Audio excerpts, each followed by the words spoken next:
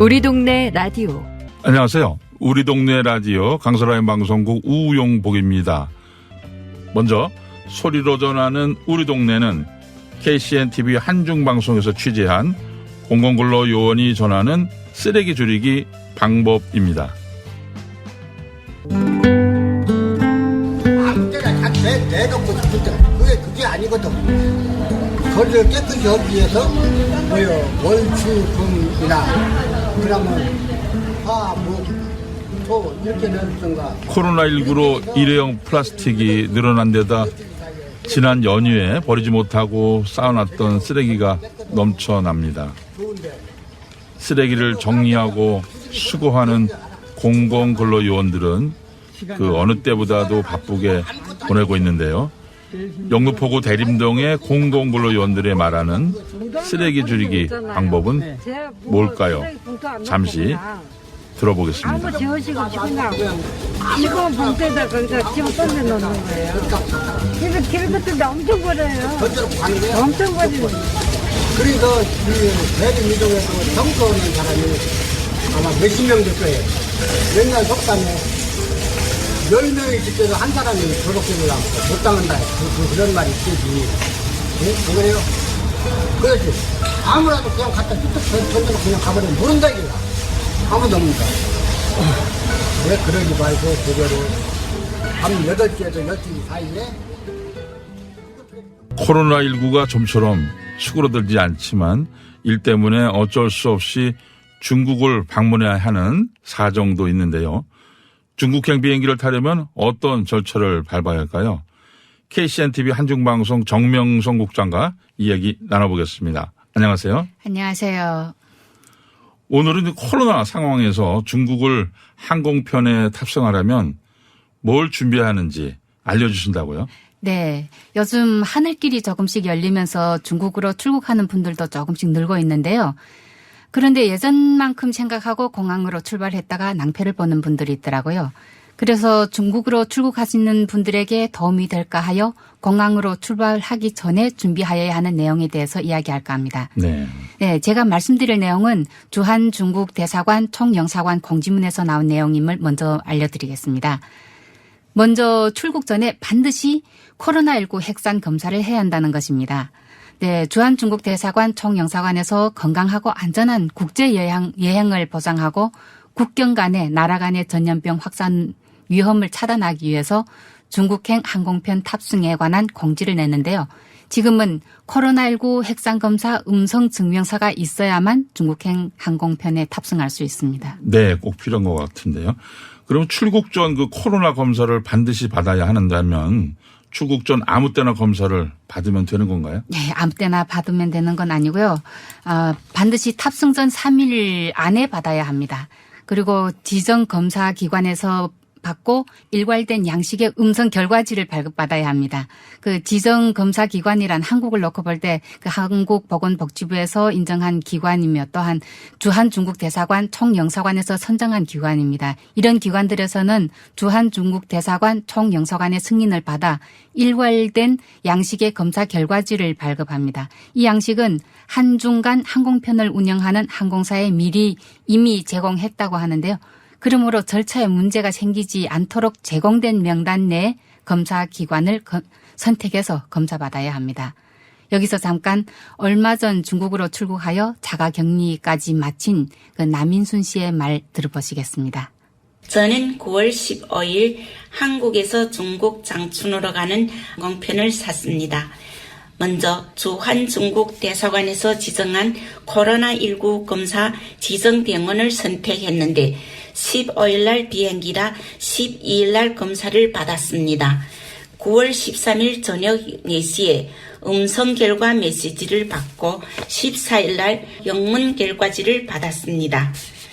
9월 15일 날 인천공항에서 먼저 핵검사 서류와 검사 시간 정확 여부를 확인받은 후 예전처럼 짐을 붙일 수 있었습니다.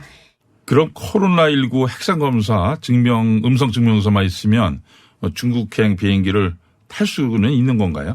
네, 여기서 직항할 경우와 제3국을 거치거나 제3국에서 출발하는 경우 이 두 가지 경우로 나뉘는데요. 네. 먼저 한국에서 중국으로 직항할 경우에는 모든 탑승객은 코로나19 핵상 검사 그 음성 증명서 원본을 제시하면 됩니다. 다만 만 3세 이하 어린이는 보호자와 동승해야 하며 보호자가 PCR 그 음성 결과지를 지참하면 어린이도 탑승이 가능합니다. 제3국을 거치거나 제3국에서 출발하여 한국을 거치는 경우에는 상황이 달라집니다. 네, 한국에서 출발하여 제3국에서 환승하는 경우에는 중국 국적 탑승객은 탑승 전 3일 이내 지정 검사 기관에서 코로나19 핵상 검사를 한 뒤 24시간 내 방역 건강 QR코드 앱으로 개인 정보를 입력하고 해당 음성 결과지를 사진으로 업로드해야 합니다.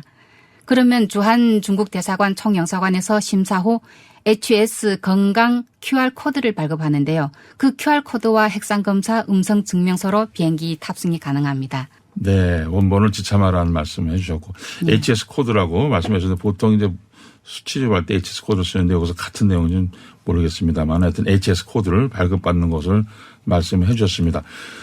중국 국적이 아닌 탑승객도 핵상검사 결과 증명서와 HS 건강 QR코드만 있으면 되나요?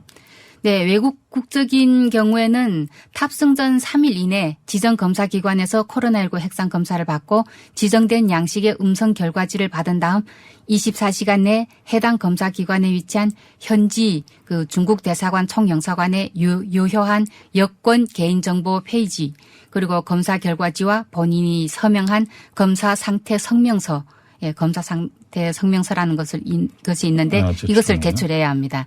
그다음 중국 대사관 총영사관에서 심사 후 건강 상태 성명서에 유효 기간을 기재하고 도장을 찍어주는데 이것을 스캔본을 또 신청인 이메일로 발송해 주거든요. 네, 이것을 본인이 출력해서 탑승 시에 항공사에 제출하면 됩니다.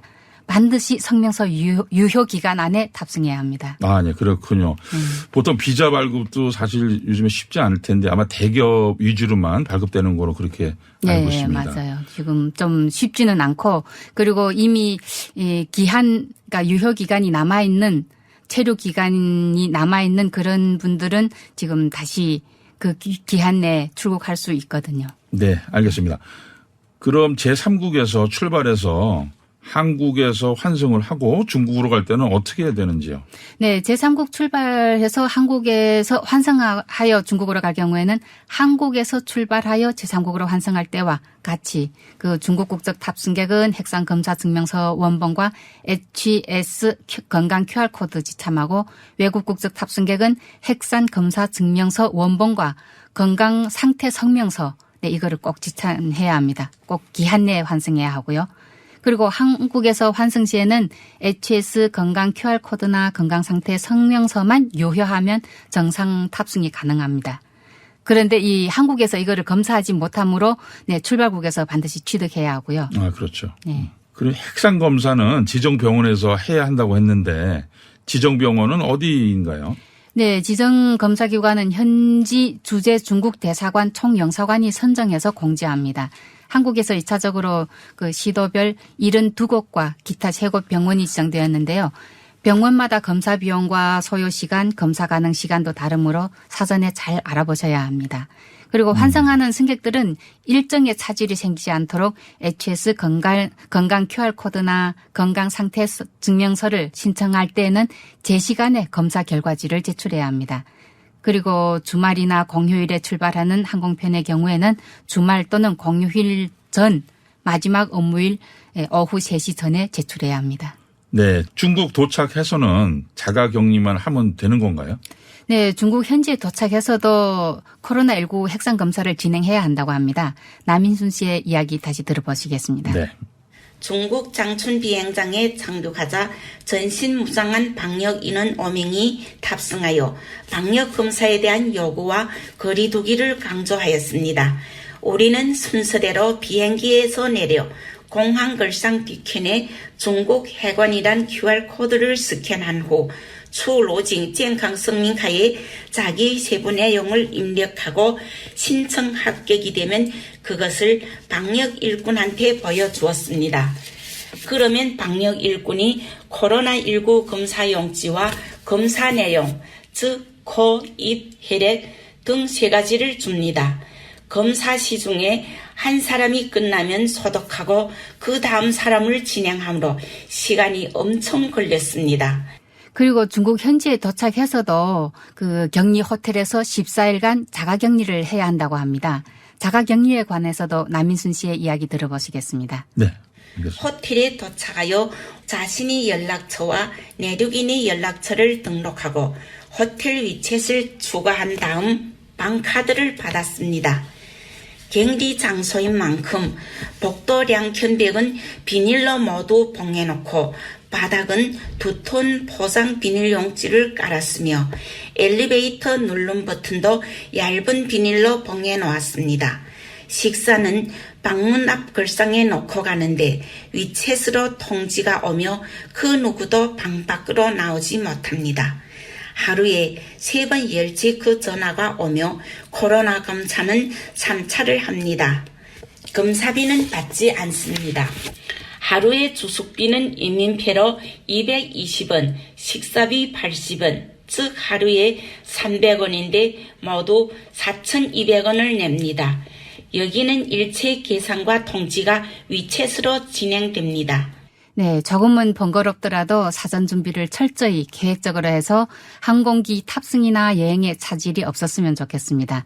네, 하루빨리 코로나로부터 자유로운 여행을 하는 날이 오길 기대해 봅니다. 네, 번거롭지만 준비로 철저히 될 것 같습니다. 오늘 말씀 고맙습니다.